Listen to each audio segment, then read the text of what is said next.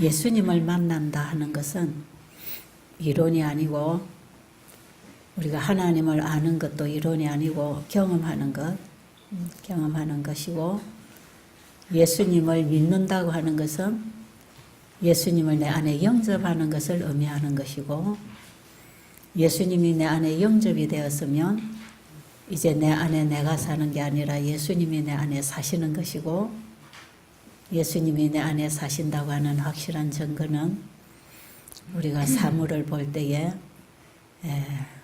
지금까지 우리는 육의 사람으로 세속적인 정신으로 살아 세상을 보고 판단하고 가치관을 가졌다면, 예수님이 내 안에 계셔서 그분이 사시는 생명의 역사가 있다면 보는 시각이 달라집니다. 가치관이 달라지고 이 꽃을 하나 봐도 달라집니다. 우리 사회가 이번에 와서 어제 저하고 이렇게 개인적인 얘기를 하면서 그런 얘기해요. 옛날에 나도 성경을 많이 읽고 가르친다고 했는데 지금 보는 성경하고는 전혀 다르다. 그냥 하나님은 이론으로 책 읽어갖고 이해하는 분이 아닌 것 같다. 근데 옛날에 나는 그렇게 그냥 공부를 했다. 그런데 자기가 어떤 정말 욥이 당하는 그런 시련을 개인적으로 겪으면서 저는 하나님만이 족합니다 하는 그 자기 포기 절정에 이르는 그런 과정을 통해서 하나님 은혜를 경험했다고. 뭔가 이제 말씀이 열리기 시작한다. 그러면서 옛날에는 들어도 읽어도 모르던 그 하나님이 지금 내 가슴에서 느껴진다. 말씀을 보면 가슴에서 경험된다. 그런 얘기를 하면서 이렇게 되니까 모든 게 새롭게 보이고 가치관이 완전히 바뀌고 내가 이제는 뭘 해야 되겠는지, 어떻게 사람을 대하고 봐야 되는지 그게 달라졌다. 그런 얘기를 해요.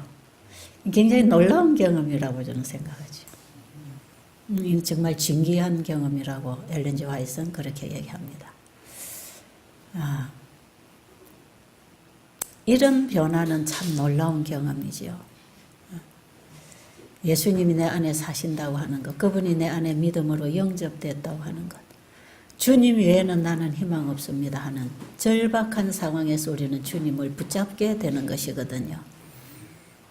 그래서 우리에게 당하는 이런 시련들은 우리로 하여금 예수님을 만나도록 인도하는 하나님이 쓰시는 일꾼이라 그럽니다. 이런 시련들은 우리에게 축복으로 하나님이 우리 앞에 놔 놓으셨다고 합니다. 사람들은 이 땅에서 건강하고 평안하고 잘 되고 잘 먹고 잘 살면, 아이들 출세하고 남편 사업 잘 되고 가족 건강하면 그걸 복이라고 생각하잖아요. 대부분 육으로 태어난 사람들은 그걸 복이라고 생각합니다. 그런데 정말 예수님이 내 안에 영접이 되는 경험을 하고 나면 그것도 아무 무가치 하다는 걸 깨닫게 되고 더 소중한 하늘의 보화를 보고 발견하고 캐고 구하는 거기에 집중하게 돼 있고, 세상을 보는 가치가 땅의 가치를 두지 아니하고 영원한 소망인 하늘의 가치를 두고 사는 사람들입니다. 그래서 사람을 볼 때에 사람으로 보지 않고 예수님이 필요한 영혼들로 보여지지요. 구원을 받아야 할 영혼들. 이대로 가면 다 멸망당할 수밖에 없는, 죽어가는 멸망으로 열심히 달려가고 있는 세상을 보면서 그들에게 복음을 전해주지 않고는 견딜 수 없는 영혼에 대한 애착이 생기는 것. 이런 변화가 옵니다. 그래서 제가 어제 그 얘기를 들으면서 그랬어요. 나는 그게 30여 년 전에 그런 게 왔다. 그래서 세상의 가치관이 완전히 나는 바뀐 사람이다. 그래서 오직 그 주님이 내 안에 끊임없이 가르치시는 예수 안에서 배우는 진리, 이거 있습니다. 그냥 성경을 보고 배우는 진리, 하나님 말씀, 그것이 예수 안에서 배워질 때 그것이 내 신비에 기록됩니다. 내 마음에 역사지요. 한번 읽어보실래요? 에베소서 4장 21절로 한번 있는 것 같아요. 제가 기억이 맞는지 모르겠는데 한번 찾아보세요. 에베소서 4장 21절부터인가요? 진리가 예수 안에 있는 것 같이. 예. 너희가 참으로 그에게서 듣고 또한 그 안에서 가르침을 받았을진데 네. 너희의 유혹의 욕심을 따라 썩어져가는 구습을 따르는 옛 사람을 벗어버리고 네. 오직 너희의 심령이 새롭게 되어 네. 하나님을 따라 의와 진리의 거룩함으로 지으심을 받은 새 사람을 입으라. 네. 그런즉 거짓을 버리고 각각 그 이웃과 더불어 참된 것을 말하라. 이는 우리가 서로 지체가 됨이라. 분을 내어도 죄를 짓지 말며 해가 지도록 분을 품지 말고 마귀에게 틈을 주지 말라.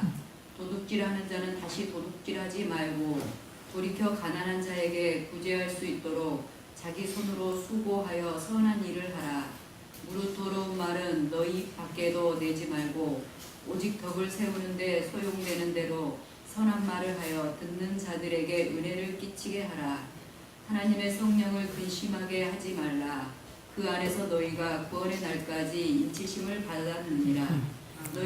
너희는 모든 악독과 노함과 분냄과 떠드는 것과 비방하는 것을 모든 악의와 함께 버리고 서로 친절하게 하며 불쌍히 여기며 서로 용서하기를 하나님이 그리스도 안에서 너희를 용서하심과 같이 하라. 네. 예, 거기까지만 보겠습니다. 여러분 나중에 다 읽으세요. 그리스도 안에 진리가 있다.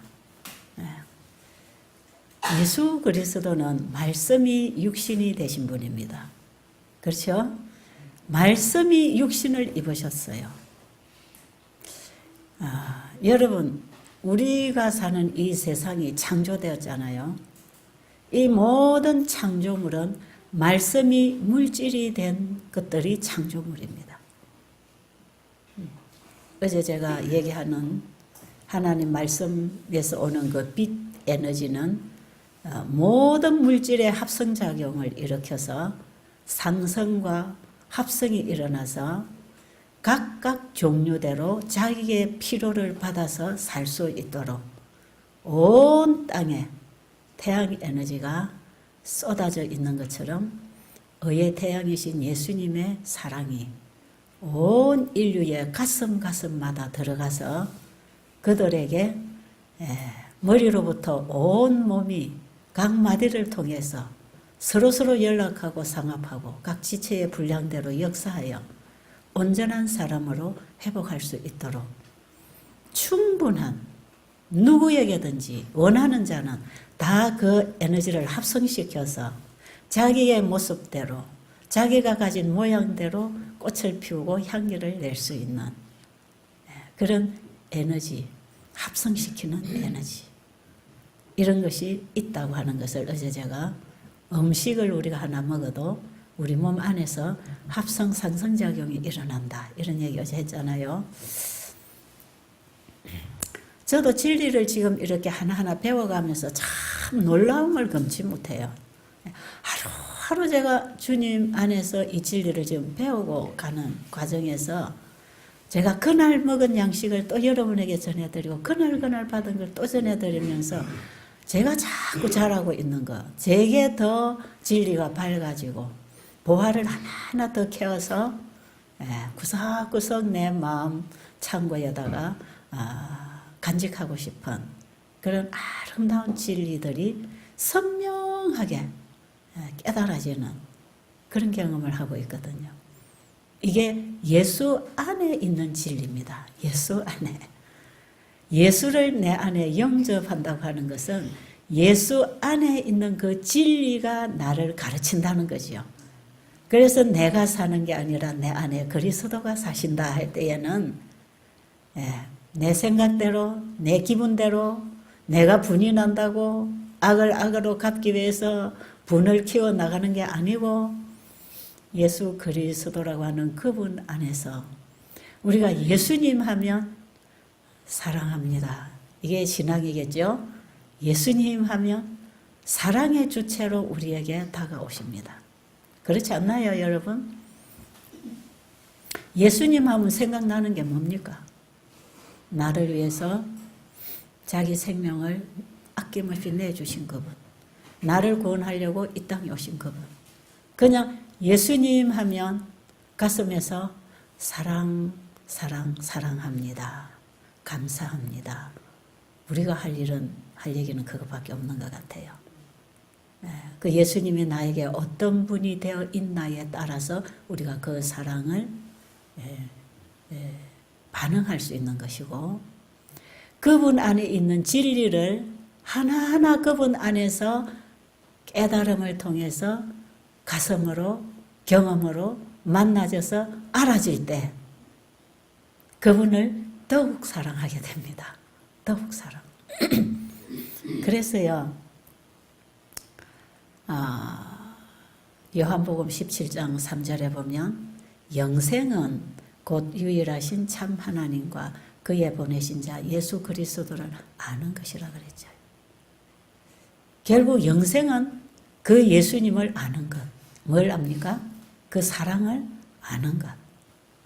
예수님이 얼마나 나를 사랑하시는 분인지, 이 창조 과정 속에 얼마나 하나님의 큰 사랑이 왔는지, 그 예수님, 그를 보내신 자 하나님, 그 아버지와 아들의 사랑을 우리가 진실로 마음에서 영접된 그 믿음을 통해서 마음에서 알아간다면, 경험으로 그분의 사랑의 줄을 놓지 못합니다. 왜? 인간은 사랑을 그리워하고 사랑을 추구하고 사는 존재이기 때문에 그렇습니다. 그래서 인간에게서 사랑이 결핍될 때 우리는 예수님에게서 충족될 수 있도록 만족하게 사랑을 먹고 살도록 만들어 놓으시고 그 길을 인도하셨거든요. 그럼 영생이라고 하는 것은 예수님을 영접하면서 시작하는 거 아닙니까? 그죠? 예수님을 영접하는 그 순간에 영생이 시작되는 거거든요. 어제 우리 전도사님 말에 얘기했듯이 어린 아이가 태어나서 똥 싸고 오줌 싸고 철없는 짓 하고 말귀도 못 알아듣고 그러지만 그게 사람으로 태어난 것처럼 우리가 예수 안에서 어린 아이로 태어나면 그 자체가 출생입니다. 거듭남이지요. 거듭남. 태어났다. 그런데 아직도 똥 싸고 오줌 싸고 애기예요. 아직도 말할 줄 모르고 서로 그럴 줄 모르고 아직도 철부지 애기입니다. 그러나 그 애기가 점점 자라면서 그 부모의 사랑을 배워가지요. 알아가지요. 그런데 그 부모가 자식을 출생시킬 때에 사랑이라고 하는 관계가 맺어지는 거죠. 그래서 부모-자식 관계는 사랑의 관계입니다. 사랑의 관계. 그래서 자식하고 부모하고의 그 관계는 노력하는 것도 아니고 자랑하는 것도 아니고 포기할 수도 없고 그 천륜이라고 그러죠. 그래서 며느리하고 시어머니하고는 아무리 친하게 잘 지내도 관계가 서로 노력해서 유지해 가야 돼요. 서로 노력 포기하면 관계가 끊어집니다. 그런데 친정어머니하고 딸하고는 노력 안 해도 그 관계가 그냥 있습니다. 태어날 때. 그 관계를 가지고 태어났죠. 그래서 이 사랑은 아무리 며느리 칭찬해도 딸을 욕해도 그 가슴은 딸에게 애정이 가 있는 거거든요. 그 여러분 속지 마시기 바랍니다. 그럴 수밖에 없습니다. 그게 너무 당연합니다. 그 사실을 인정 안 하려고 막 나는 우리 며느리가 딸보다 좋아. 여러분 그거 너무 속고 딸처럼 굴면 큰일 납니다. 예, 며느리는 며느리. 잘해야 좋아합니다. 딸은 똥을 한 바가지 싸다 안겨도 그 딸을 불쌍히 여기고 똥을 닦아주고 사랑을 할 수가 있죠. 부모-자식 관계는 사랑이라는 관계로 태어난 관계. 그게 부모-자식 관계잖아요.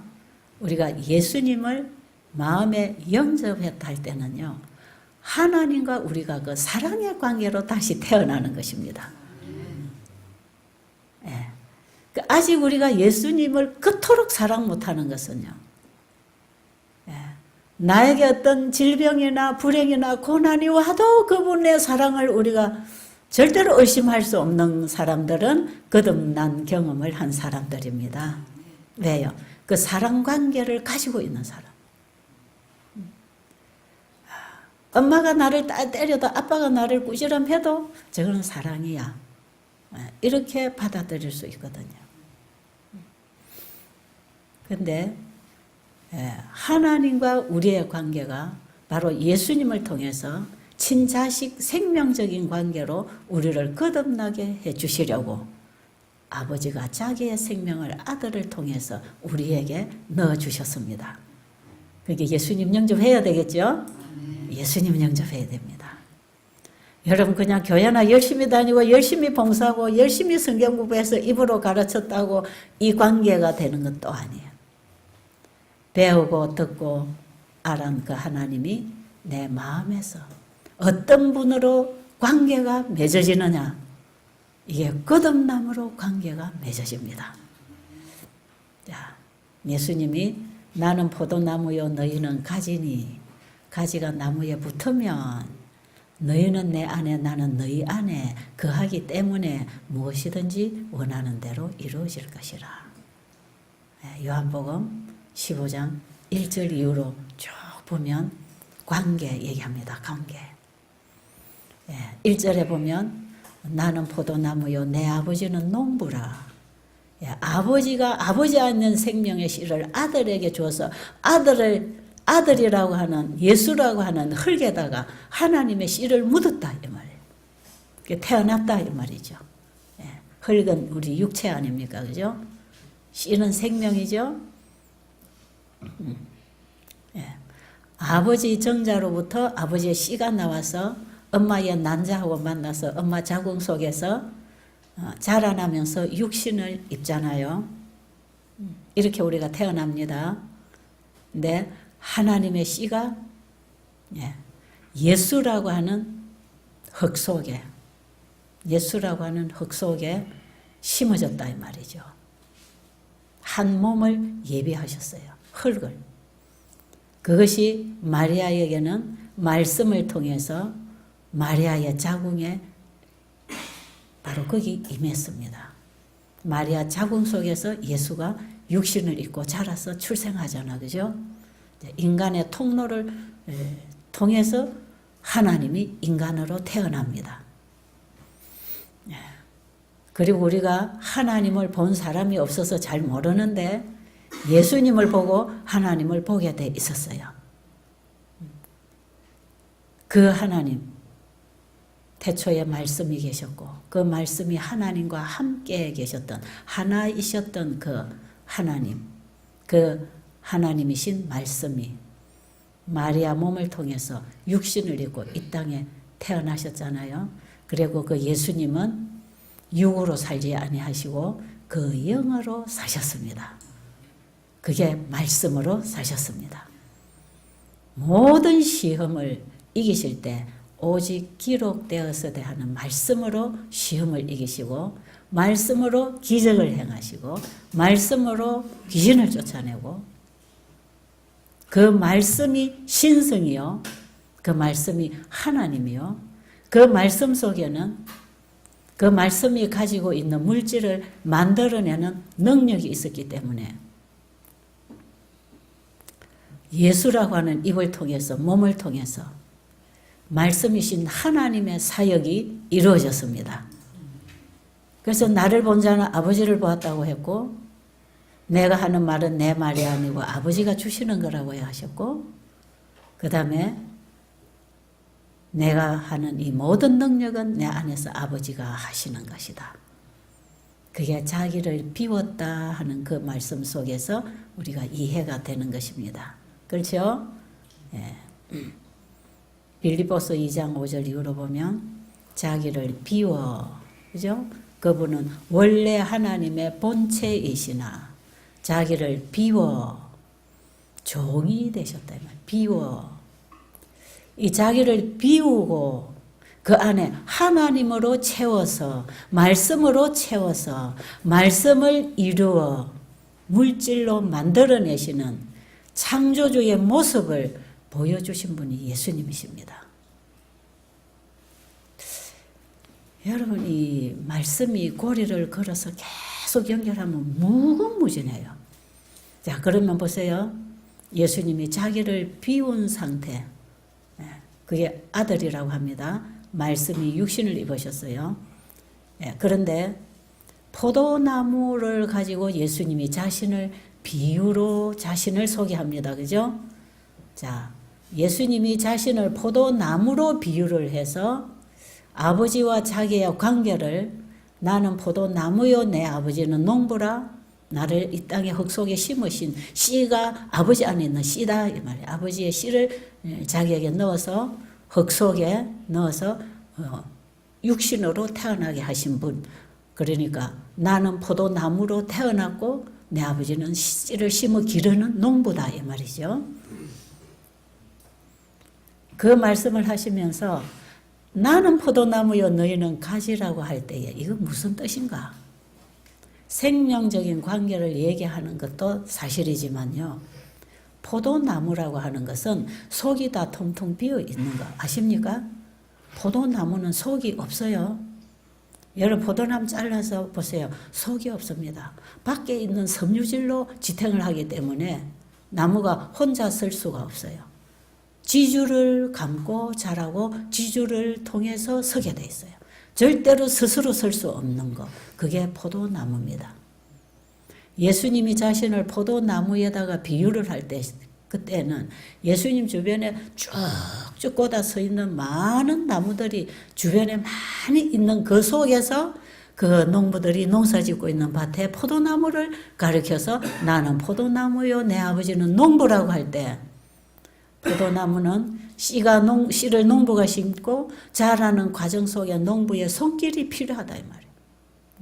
옆가지는 잘라줘야 되고 그 크는 원둥치는 계속 지주를 해서 줄을 타고 자라도록 농부가 길러줘야 도와줘야 자랄 수 있는 나무, 스스로 올라갈 수 없는 나무. 거기에다 예수님 자신을 비유했단 말이에요. 그래서 나는 내 스스로는 아무것도 할 수 없다. 내 아버지가 나를 살리신다. 내가 하늘로부터 와서 아버지로 인하여 살고 있는 것처럼 나를 믿는 너희도 나로 인하여 살리라. 그 말씀이 다 그런 내용입니다. 그래서 예수님은 자기를 비워할 때 바로 이 포도나무 비유에서 포도나무가 자신 속에는 비워진 거죠. 그런 그 비워진 속에다가 뭘 채웠습니까? 아버지를 채웠습니다. 신성을 채웠습니다. 말씀으로 가득 채웠습니다. 그래서 예수님이라고 하는 인성, 껍질을 통해서 나타나는 것은 바로 꿀을 통해서 꽃피고 열매를 맺는 것은 포도 열매가 맺혔지요. 포도 씨가 들어갔으니까 포도 열매를 맺을 거 아닙니까? 예수님은 내 스스로 한 게 아무것도 없다. 내 아버지가 하신다. 내 안에 아버지가 계신다.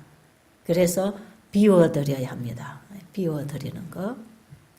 그럼 우리가 예수님을 영접해서 예수님은 포도나무요 우리가 가지라고 할 때에 가지는 반드시 나무에 붙어가지고 나무가 주는 영양소와 수액과 섬유질을 받아서 자라고 꽃피고 열매 맺는 것인데 그러면 우리가 포도나무 가지라고 할 때 우리 속에는 지금 뭐가 가득해 있습니까? 내 자아가 가득 채워져 있지 않습니까? 이기심, 욕심, 세상에 속한 것들이 가득 채워져 있는데 예수님을 영접하기 위해서는 예수님이 우리를 구원하기 위해서 아버지의 생명을 우리에게 주시기 위하여 자기를 비우고 아버지의 생명을 받아서 우리에게 전달하러 오신 그분처럼 우리도 예수님의 생명을 받기 위해서는 예수님을 통해서 아버지의 신성의 생명을 받기 위해서는 자기를 비워 이게 필요합니다. 여러분 이거 안 하면 곤란합니다. 자기를 비워 누구를 영접해야 되지요? 예수님을 영접하면 누구를 영접하는 것입니까? 아버지를 영접하는 것입니다. 아버지가 내 안에 사시는 것입니다. 우리의 마음은 하나님이 거하시는 성전입니다. 자, 그러면 포도나무 가지가 포도나무에서 분리되어서 잘라져 있으면 그대로 말라 죽을 수밖에 없는데 이 포도나무 가지가 다시 나무에 붙으면 잃어버린 영생을 다시 받아서 영생하는 생명적인 관계가 이제는 회복이 됐기 때문에 이제는 내 안에 내가 사는 게 아니고 이 영생하는 생명으로 말미암아 사는 것이라. 그럴 때 우리의 영적, 지적, 육체적 모든 인체의 기능들이 이 생명의 작용에 의해서 여기에 의의 태양이신 사랑의 에너지를 광합성시켜서 이걸 받아서 영적, 지적, 육체적 발달이 일어나는 것을 성화라고 합니다. 성화. 변화. 이게 예수님과 교제하는 생활, 하나 되는 삶. 너희가 내 안에, 내가 너희 안에. 하나. 그래서 하나로 사귀고 먹고 마시고 하나로 생명의 작용을 이루고 살았기 때문에 예수님이 이 땅에 오실 때 자기가 준 것 그거 가지고 열매 맺은 그 백성, 아, 내가 심어준 씨를 네가 열매 맺었구나. 예수님이 추수하러 오실 때 포도를 농부가 심으면 포도 열매를 거두는 것이 너무나 당연한 것처럼 보리 씨를 뿌리면 보리 열매를 거두는 게 너무나 당연한 것처럼 하나님은 자신이 심은 씨 열매를 거두기 위해서 이 땅에 오십니다. 그래서 자기 닮은 백성, 자기하고 똑같은 거 그거 데리러 오시는 게 재림입니다. 그게 예수님 재림이에요. 여러분 신앙을 다시 한번 점검하시고 내가 아직 이 관계가 되지 않았다면 헛겁니다. 쭉정입니다. 우리는 다 쭉정입니다. 쭉정이는 마지막 날에 불에 태워질 것이고 알곡만 꽃간에 드릴 것 아닙니까? 아들이 있는 자에게는 생명이 있고 하나님의 아들이 없는 자에게는 생명이 없느니라. 요한일서 5장 11절 12절. 그래서 우리가 증거하는 것은 그 생명을 증거하는 그 생명이신 예수님을 증거해서 그 예수님을 사람들이 영접하기 위해서는 자기를 비워 내가 그리스도와 함께 십자가에 못 박혀 죽었나니 이제 이후로 내 안에 내가 사는 게 아니고 그리스도가 내 안에 사시는 것이라. 이 예수를 영접하는 자들에게 교회가 베푸는 예식이 침례입니다. 침례. 이 침례를 이렇게 해서 내가 물에 들어가 죽고 이건 하나의 상징적으로 말이에요. 물 무덤에 가서 죽고 나는 죽어버리고 이게 내가 그리스도와 함께 십자가에 죽고 하고 똑같은 거예요. 나는 죽고 예수 그리스도가 내 안에 임하셔서 영접되었으니까 이제 물에 장사 지낸 것은 내 육에 자하고 이제 내가 장사 지내고 다시 예수님을 내 안에 영접해서 다시 살아나는 나는 이제 그리스도 안에서 다시 태어난 그리스도인으로서 출생했다 이 말이에요. 그래서 이제 이후로는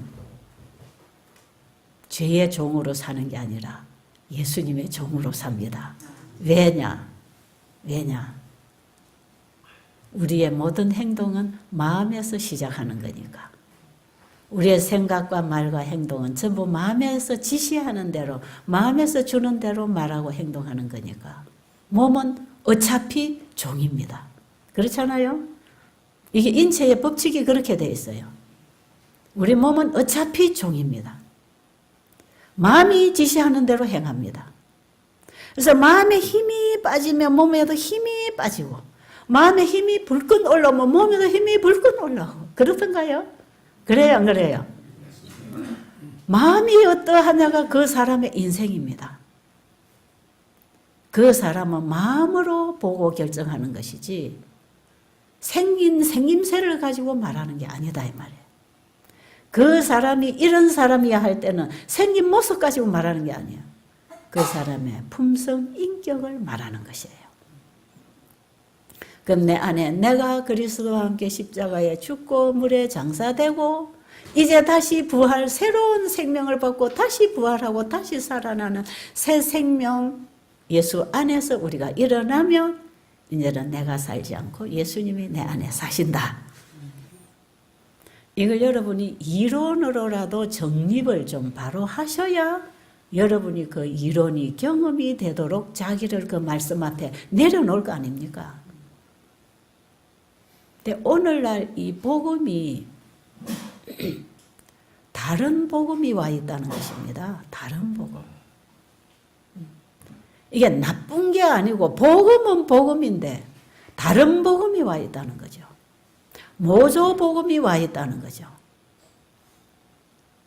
그래서 예수를 영접해서 믿음으로 말미암아 살아가는 내 안에 내가 살지 않고 예수님이 자신의 믿음으로 우리 안에서 살아주시는 예수의 믿음과 나의 믿음이, 내가 예수를 믿는 그 믿음이 예수님의 아버지를 믿는 믿음과 합쳐져서 내 안에 예수 그리스도가 자신의 믿음으로 나를 통해 사실 때 예수님을 영접한 그 믿음으로 말미암아 나도 살게 되는 것입니다. 예수님이 내 마음에 영접되는 것이 그리스도인의 첫 출발입니다. 네, 많은 경우에 교회 안에 교인들은 많지만 그리스도인은 귀합니다. 네. 교인들이 많은 교회당에 수천 수만 명이 모여있는 교회에 가서 교인들의 모습을 보고 자기도 그런 반듯한 교인 되려고 배우고 있는지 모릅니다. 그 속에 진정으로 예수 그리스도를 영접한 그리스도인을 보기는 쉽지 않습니다. 그리스도인이 되면 이제는 내가 살지 않고 내 안에 그리스도가 사시기 때문에 그리스도가 나를 어디로 인도하겠습니까? 진리로 인도합니다. 그래서 하나님의 말씀을 예수 그리스도 안에서 배웁니다. 예수 안에서 배우는 진리는 바로 성령으로 배우는 것을 의미합니다. 예수 안에 있는 그 진리를 우리가 영으로 보고 깨닫고 영이 자라나면서 그 사람은 날마다 후퇴하고 속 사람은 날마다 살찌고 건강하게 자라는 것입니다. 여기에 하나님의 성령이 인쳤다 이 말이에요. 바로 거기에 하나님이 인쳐줍니다. 그건 내 거야. 그건 내 거야. 그게 인입니다. 그게 인입니다. 인받은 백성. 계시록 14장에 14만 4천인 인맞은 백성은요. 바로 이런 사람. 어린 양이 어디로 인도하든지 따라가는 사람. 마지막 재난과 환난을 통과하고 일어나는 사람. 마지막 셋째 천사 기별을 경험하고 외치는 사람. 최후에 이 땅에 보낸 하늘의 기별을 마지막까지 외치고 통과하는 사람들. 이 사람들은 어떤 사람들인가? 인맞은 사람. 인을 어떻게 맞은 거예요? 인은 예수 그리스도 십자가입니다. 예수님이 인 아닙니까? 예수님 안에서 배운 진리가 나의 생각이 되고 행동이 되고 내 인격이 되고 이게 내 품성으로 드러날 때 그게 또 인입니다. 그게 인이에요. 그래 하나님이 인을 받은 자는요. 그분에게서 배우고 그분의 말씀으로 삽니다.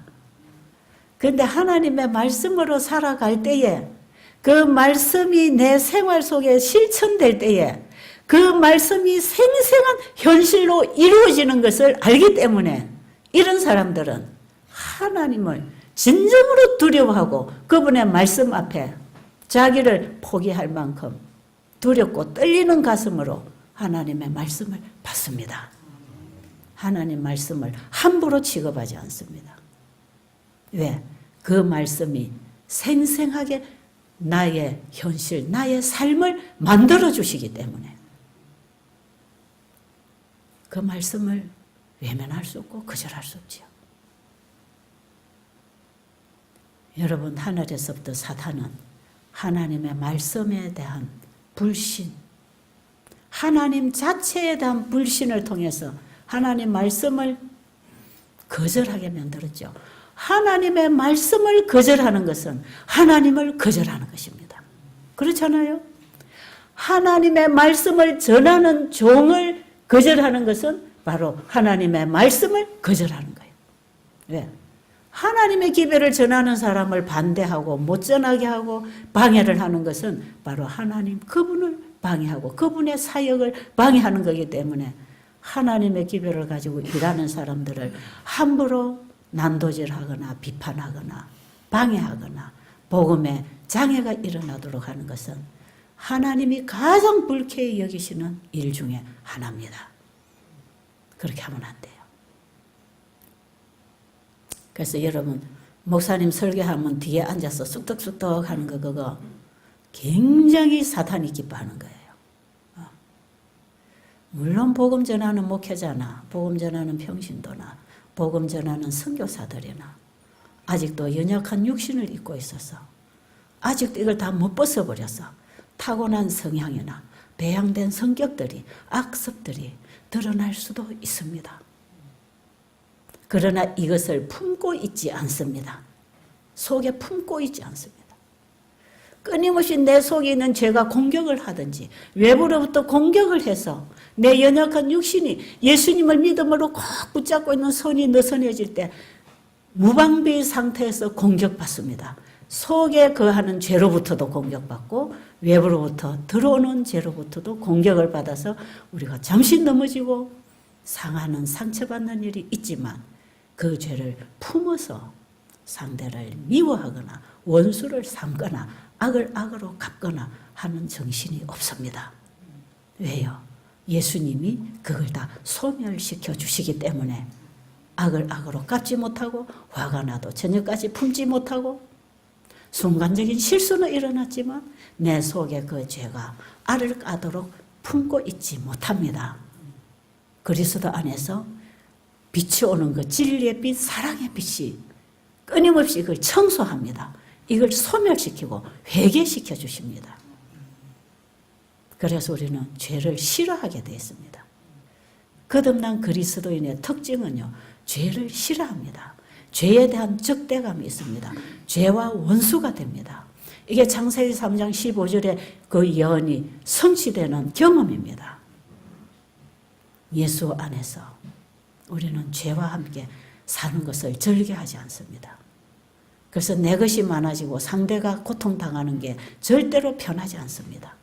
남의 걸 착취하고 남의 걸 죽이고 남을 멸시하고 짓밟고 내가 올라가려고 내가 더 유명해지려고 남을 비난하고 깔아문지르는 이런 것을 할 수가 없습니다. 왜요? 마음에서 주님이 그걸 용납 안 하십니다. 내 마음에 누가 사시기 때문에? 예수님이 사시기 때문에. 그래서 우리는 아직 완성된 품성을 가지고 있지 않습니다. 그래서 때때로는 자신의 어떤 성향이 튀어나옵니다. 성질이 급한 사람은 급한 대로 실수 잘합니다. 성격이 좀 고약한 사람은 급한 대로 고약합니다. 그러나 그런 사람은 자신의 상태를 보고 통탄하고 회개하고 또다시 주님의 십자가 앞에 겸비한 정신으로 무릎 꿇는 경험을 하게 됩니다. 그래서 누군가가 실수를 한번 했다고 그걸 막 소문내가지고 복음을 덮어버리는 그런 일들은 사단이 주인이 되는 사람들이 가장 잘하는 나쁜 소문 빨리빨리 전달하는 사람들. 그 사람이 왜 이렇게 될 수밖에 없었는지를 모르고 그 사람이 왜 이렇게 될 수밖에 없었는지를 가서 물어보고 위로하고 용기를 주지 못하고 연약한 모습이 드러났을 때 어떤 피치 못할 사정이 일어났을 때 그걸 막 확대를 시켜가지고 복음의 길을 다 막아버리는 이거는 사단이 가장 즐겨하는 일 중에 하나입니다. 여러분 그런 죄를 가지고 다 회개하시기 바랍니다.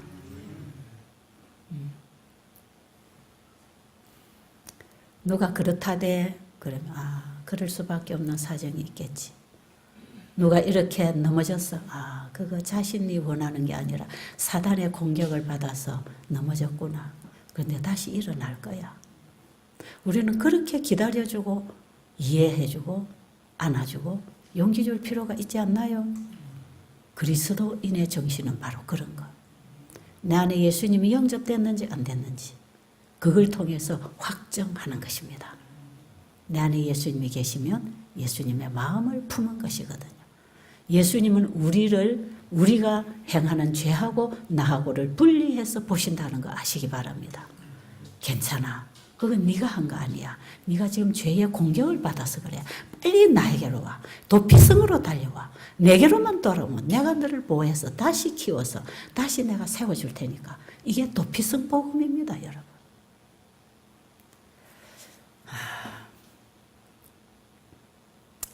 여러분, 오늘 우리 자신의 신앙 상태를 잘 한번 점검을 하셔서